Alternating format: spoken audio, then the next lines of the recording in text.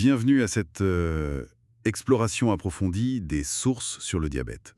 On va plonger ensemble dans ces documents de santé publique, éducatifs, pour essayer d'en extraire l'essentiel. Oui, avec un focus particulier sur le diabète de type 2, c'est ça? Exactement, comme demandé. Ok, alors, déballons tout ça.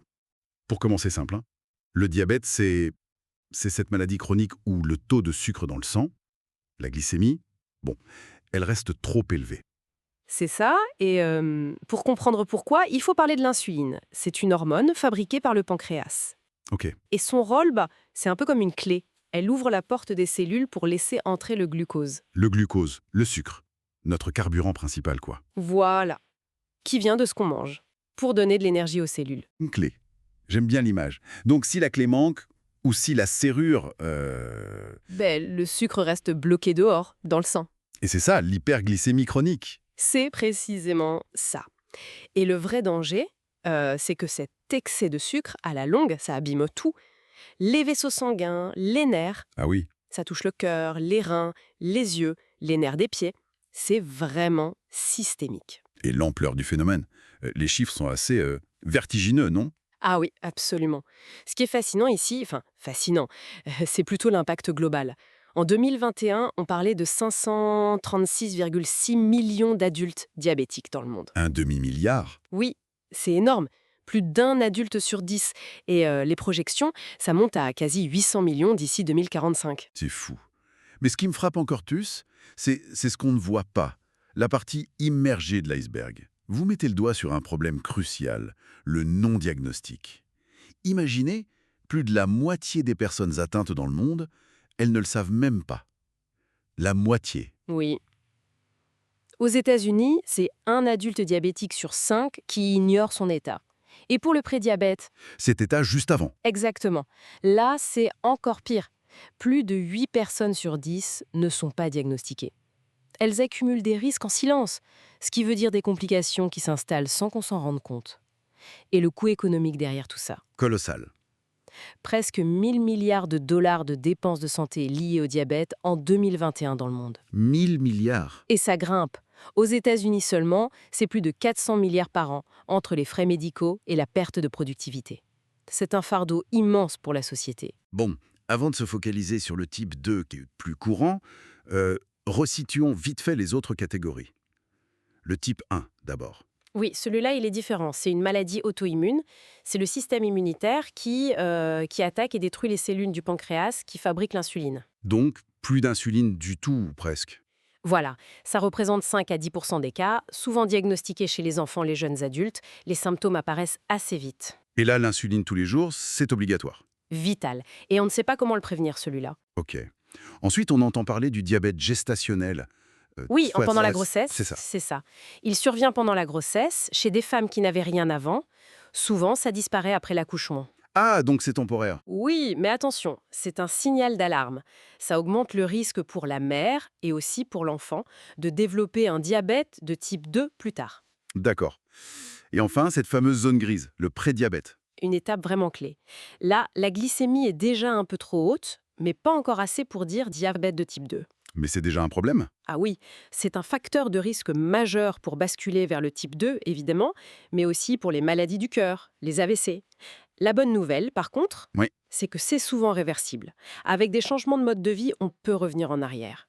Mais le souci, c'est que, comme pour le diabète, beaucoup de gens l'ignorent. Aux États-Unis, on estime qu'un adulte sur 3 serait prédiabétique, et la plupart ne le savent pas. Donc, si je résume, à part le type 1 qui est auto-immune, le type 2 et le prédiabète sont très très liés à nos habitudes. Notre mode de vie. C'est la distinction fondamentale, oui. Le surpoids, l'obésité, le manque d'activité physique, ce sont des facteurs majeurs et surtout modifiables. Modifiable, c'est le mot-clé. Exactement. Ça veut dire qu'il y a une marge de manœuvre énorme pour la prévention. Et c'est donc sur ce diabète de type 2, qui représente quand même 90 à 95% de tous les cas, qu'on va se concentrer maintenant. Alors, justement, comment on en arrive là avec le type 2 ? Si ce n'est pas le système immunitaire, qu'est-ce qui coince ? Alors c'est souvent un double problème qui s'installe, progressivement. D'abord, les cellules du corps, elles deviennent moins sensibles à l'insuline. La fameuse résistance à l'insuline. C'est ça. La clé, l'insuline est bien là, mais la serrure, la cellule, elle est un peu rouillée, elle répond moins bien. Le sucre a du mal à rentrer. Et le corps essaye de compenser, j'imagine. Le pancréas. Exactement. Au début, pour surmonter cette résistance, le pancréas va produire plus d'insuline. Il travaille plus dur. Ah d'accord. Mais avec le temps, des années souvent, il peut finir par s'épuiser. Il n'arrive plus à maintenir cette surproduction. Donc, non seulement les cellules résistent, mais en plus le pancréas fatigue. Voilà, on peut avoir à la fois la résistance et une production d'insuline qui devient insuffisante. Et le résultat final, c'est le sucre qui s'accumule dans le sang. Et quels sont les facteurs qui nous amènent sur cette pente? On a parlé du mode de vie? Oui, alors en première ligne, il y a le surpoids et l'obésité. Surtout la graisse qui s'accumule au niveau du ventre, la graisse abdominale. Il y a des chiffres pour ça? Des repères. Oui, on considère souvent qu'un tour de taille supérieur à 102 cm chez les hommes ou 89 cm chez les femmes, c'est un signe d'alerte important. Et le manque d'exercice, si on ne bouge pas assez. Ah ça, c'est crucial.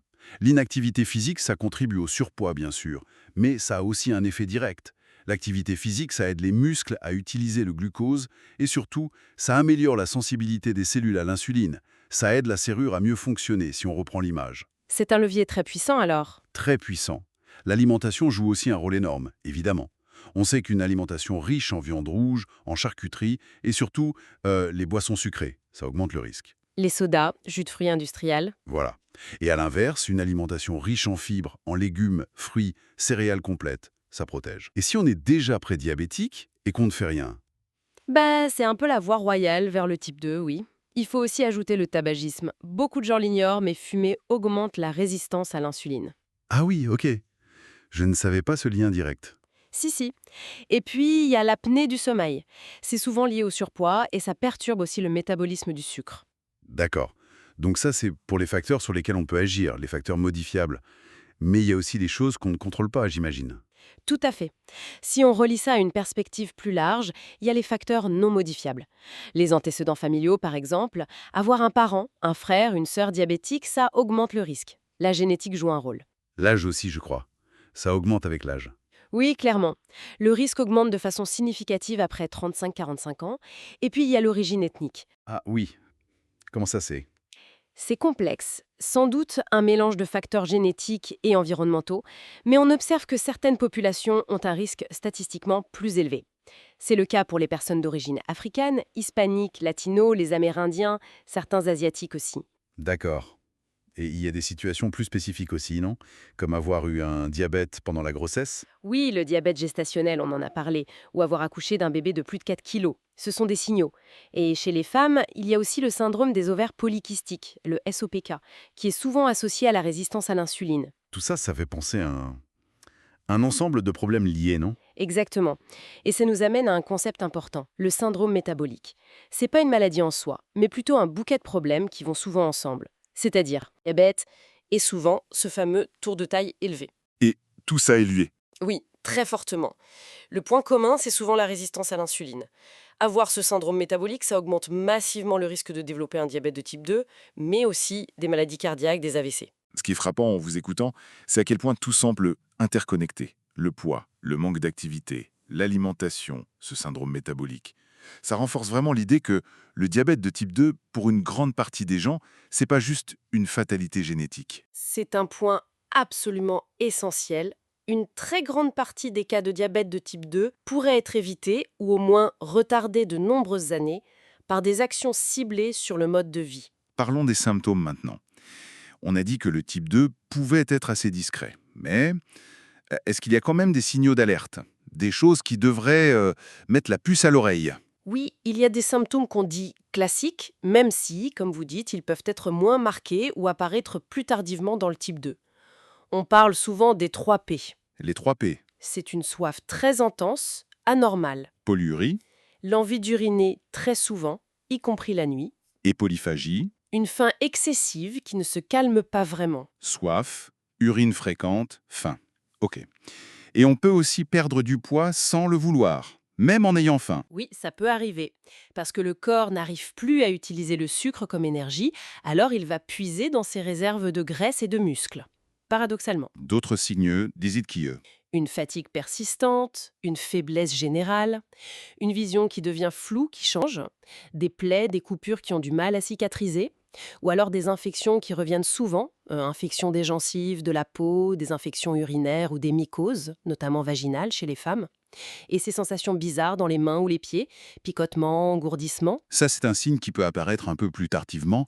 Ça suggère que les nerfs commencent à être touchés, ce qu'on appelle la neuropathie diabétique. Mais ce qui est crucial à comprendre, vous disiez, c'est que pour le type 2, c'est que tous ces symptômes, ils peuvent s'installer très très lentement, sur des années parfois, et être si discret au début que la personne s'habitue ou met ça sur le compte de la fatigue, de l'âge. Elle ne fait pas forcément le lien. Exactement. C'est très différent du type 1 où souvent les symptômes sont beaucoup plus brutaux, apparaissent en quelques semaines.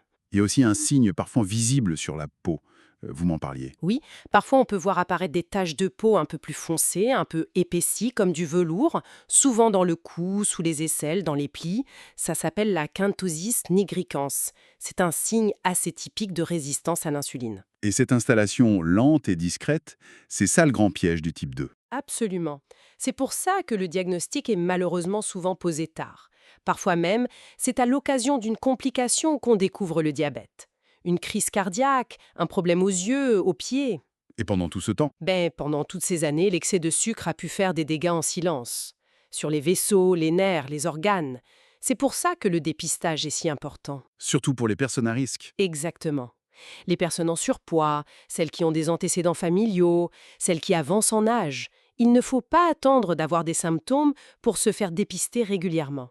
Un simple test sanguin peut suffire. D'accord. Alors, une fois que le diagnostic est posé, euh, comment on gère ça au quotidien?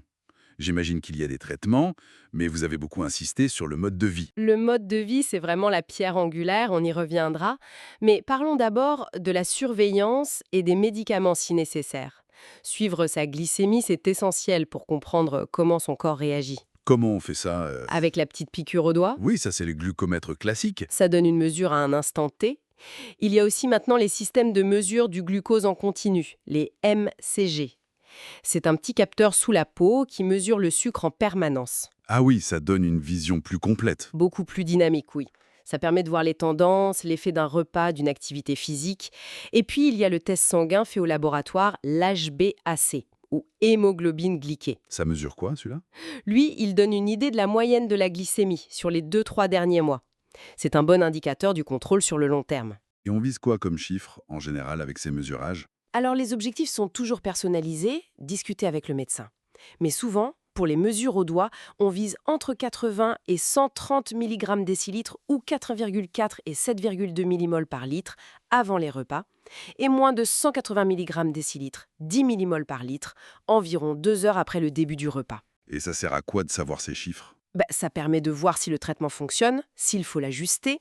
Ça aide à identifier les situations d'hypoglycémie, trop bas, ou d'hyperglycémie, trop haut. Ça permet de suivre ses progrès et surtout de comprendre l'impact direct de ce qu'on mange, de l'exercice. C'est un outil pour devenir acteur de sa prise en charge. D'accord. Et côté traitement médicamenteux, alors? On commence par quoi en général? Alors, très souvent, la toute première étape, c'est d'insister encore et toujours sur les changements de mode de vie. Alimentation, activité physique. Si ça ne suffit pas pour atteindre les objectifs de glycémie, oui, Le médicament le plus souvent proposé en premier, c'est la metformine. C'est un vieux médicament, très connu, très efficace et généralement bien toléré. et elle agit comment, la metformine?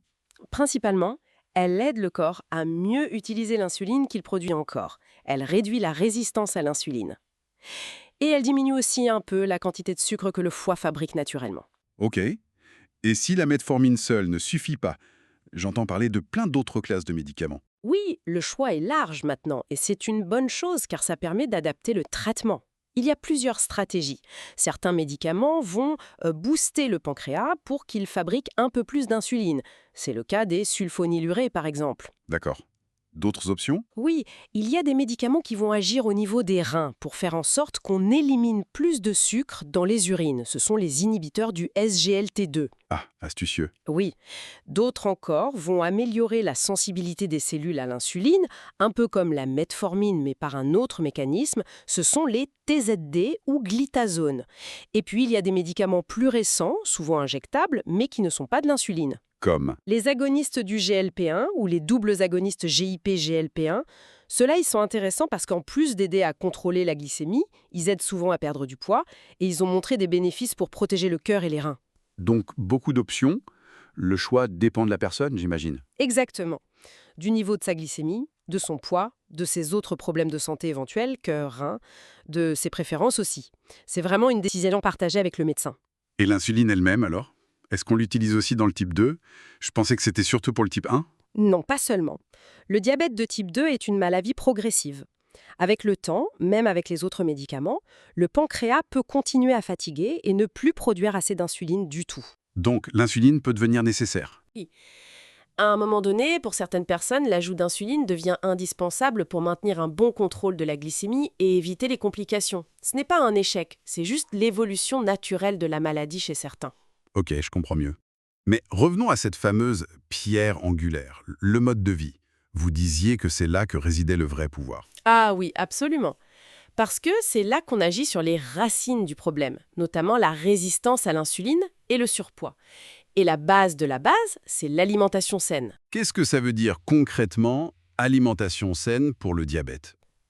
Les grands principes sont assez simples et bons pour tout le monde en fait. Beaucoup de légumes, des fruits en quantité raisonnable, des céréales complètes, pain complet, riz complet, pâtes complètes, des légumineuses, lentilles, pois chiches, des protéines maigres, volaille, poisson, œufs, tofu. Est-ce qu'il faut le limiter? Surtout le sucre ajouté, bien sûr. Les boissons sucrées, les bonbons, les pâtisseries. Mais aussi les mauvaises graisses, saturées, trans, qu'on trouve dans les plats préparés, la friture, certaines viandes grasses. Limiter le sel aussi, important pour la tension, et réduire la consommation de viande rouge et de charcuterie.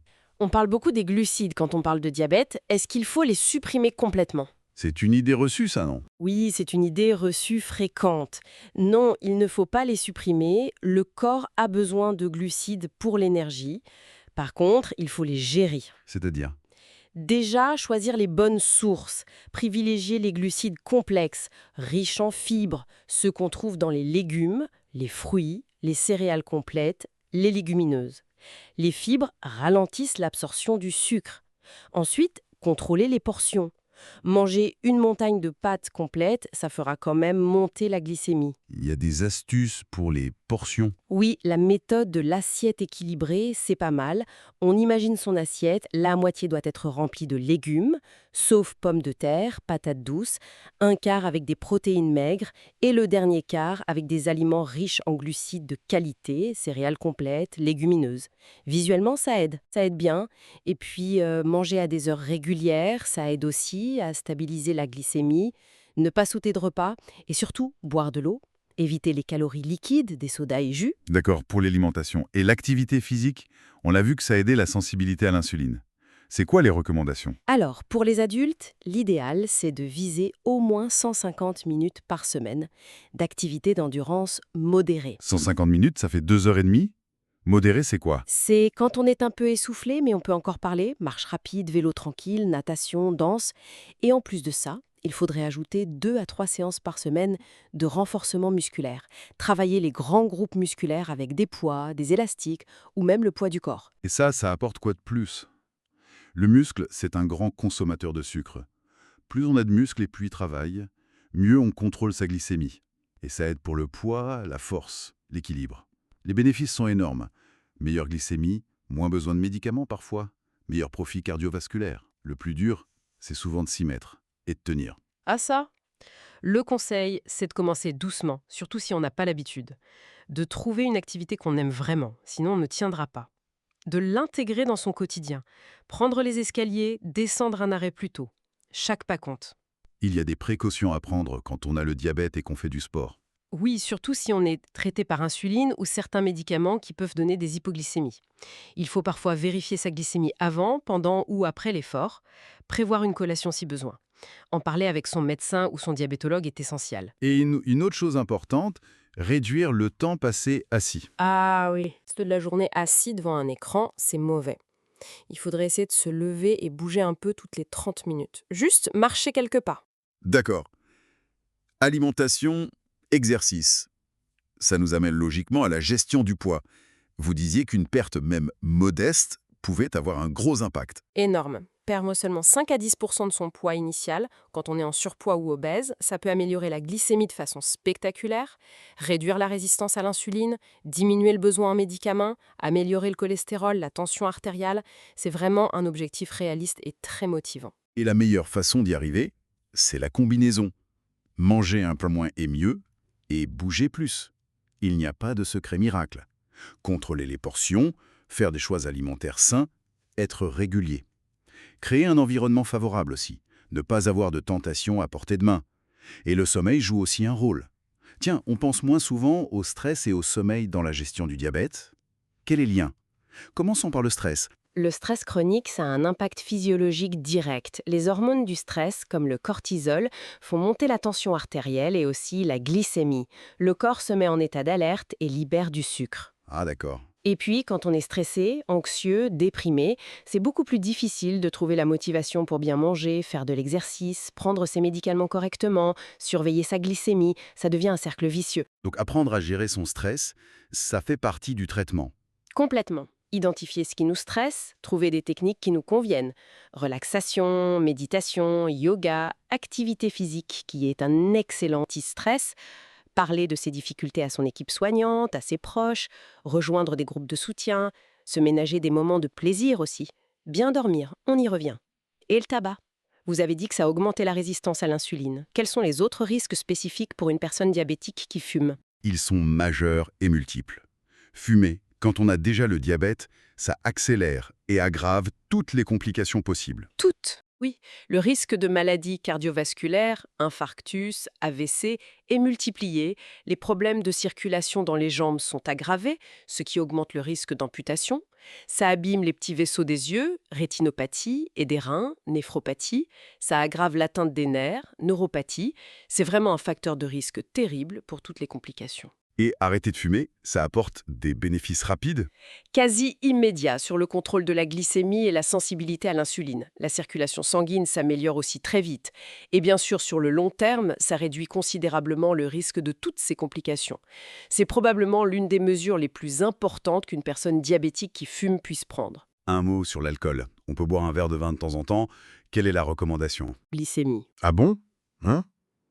L'alcool fait baisser le sucre? Oui, surtout si on boit à jeun ou si on prend certains médicaments comme l'insuline ou les sulfonylurées. L'alcool bloque la production de sucre par le foie. L'hypoglycémie peut survenir plusieurs heures après avoir bu. Et le danger, c'est que les symptômes, confusion, troubles de l'équilibre, peuvent ressembler à ceux de l'ivresse. Ce qui peut être très dangereux. Très dangereux. À l'inverse, certaines boissons alcoolisées sont très sucrées, cocktails, certains vins doux, et peuvent faire monter la glycémie. L'alcool apporte aussi des calories vides qui peuvent contribuer à la prise de poids. Et une consommation excessive aggrave les complications, notamment nerveuses et hépatiques. Donc, quels sont les conseils de sécurité? Si on choisit de boire, c'est toujours manger en même temps ou avoir pris une collation contenant des glucides. Boire très modérément, pas plus d'un verre par jour pour les femmes, 2 pour les hommes, et pas tous les jours. Choisir des boissons moins sucrées. Surveiller sa glycémie avant, pendant et surtout après, même pendant la nuit. Et toujours porter une identification médicale indiquant qu'on est diabétique. D'accord, c'est très clair. Et enfin, le sommeil. Pourquoi est-ce si important? Le manque de sommeil chronique ou un sommeil de mauvaise qualité, ça perturbe tout l'équilibre hormonal, notamment les hormones qui régulent l'appétit, on n'a plus faim de choses sucrées et grasses quand on est fatigué, et celles qui régulent la glycémie, ça augmente la résistance à l'insuline. Et l'apnée du sommeil dont on a parlé comme facteur de risque. C'est un problème majeur. Ces pauses respiratoires pendant la nuit créent un stress pour le corps, un manque d'oxygène qui perturbe fortement le métabolisme et sont clairement liés à un risque accru de diabète et de maladies cardiovasculaires. Il faut absolument la dépister et la traiter si on est concerné. Donc, bien dormir, ça fait partie intégrante de la gestion. Oui, viser 7-8 heures de sommeil de qualité, avoir une routine de coucher régulière, une chambre calme, sombre, fraîche, éviter les écrans avant de dormir, les repas trop lourds, l'alcool le soir, tout ça contribue à une meilleure santé métabolique. Alors, si on prend un peu de recul sur tout ça, qu'est-ce que ça nous dit sur notre santé en général et sur notre environnement actuel? Ce lien entre l'explosion du diabète de type 2 et nos modes de vie modernes, il saute aux yeux, non? Hésiter de la sédentarité partout dans le monde, c'est vraiment le terreau sur lequel cette épidémie de diabète de type 2 a fleuri. Et notre environnement y contribue largement? Énormément. notre environnement alimentaire moderne. Cette disponibilité constante d'aliments ultra transformés, très denses en calories, en sucre, en sel, en mauvaise graisse, souvent pas chers et très faciles d'accès. Les portions qui ont augmenté, la promotion agressive des boissons sucrées. Tout ça nous pousse vers des choix qui favorisent le surpoids et une mauvaise alimentation. Et l'environnement bâti aussi peut-être? Moins de place pour marcher, plus de voitures? Exactement, moins d'incitation à l'activité physique au quotidien. Tout ça crée un environnement qu'on dit obésogène et diabétogène. Ça soulève une question importante sur notre approche globale de la santé. On voit bien que le diabète de type 2, le prédiabète, l'obésité, les maladies cardiovasculaires, le syndrome métabolique dont on a parlé, tout ça, c'est un peu les différentes têtes d'une même hydre, non? C'est une très bonne image. Ce sont différentes manifestations cliniques d'un dérèglement métabolique plus profond, qui est largement influencé, voire causé, par cet environnement et ses comportements modernes. Gérer ou prévenir le diabète, finalement, ça ne se limite pas à contrôler un chiffre de glycémie. C'est plus large que ça. Oui, c'est vraiment prendre soin de sa santé métabolique dans son ensemble. Finalement, ce sont toujours un peu les mêmes, qu'on parle de prévenir le diabète, les maladies cardiaques ou de gérer son poids. Précisément. Les stratégies dont on a longuement parlé. Mieux manger, plus de végétal, moins de transformé, bouger plus régulièrement, maintenir un poids de forme, apprendre à gérer son stress, avoir un sommeil réparateur, ne pas fumer, modérer l'alcool. Ce sont les piliers d'une bonne santé métabolique globale. Elles ne servent pas juste pour le diabète. Cette exploration très riche, Yen. Le diabète, et surtout le type 2, c'est un défi de santé publique majeur, profondément lié à nos modes de vie actuels. Sa nature souvent silencieuse au début rend le dépistage précoce absolument crucial, surtout pour les personnes à risque. Tout à fait. Et si la gestion efficace passe bien sûr par une surveillance attentive et des traitements médicamenteux quand c'est nécessaire, elle repose avant tout et fondamentalement sur une approche globale et durable du mode de vie, alimentation, activité physique, poids, stress, sommeil, arrêt du tabac, prudence avec l'alcool, c'est un tout. C'est exactement ça. Alors, qu'est-ce que tout cela signifie pour chacun au fond? Une question intéressante peut-être qui émerge de tout ça. C'est de se demander, face à l'impact vraiment écrasant de notre environnement alimentaire, social, bâti, sur nos habitudes et donc sur notre santé métabolique, est-ce qu'on ne s'est pas trop focalisé sur la seule responsabilité individuelle? C'est une bonne question. Au-delà des choix que chacun peut et doit essayer de faire, quelles seraient les transformations collectives, sociétales, environnementales qui pourraient être les plus efficaces pour vraiment inverser la tendance de cette épidémie de diabète de type 2 à l'échelle de la population? Voilà une piste de réflexion essentielle pour aller plus loin. Merci infiniment pour cet éclairage. Et merci à tous de nous avoir écoutés pour cette exploration approfondie du diabète.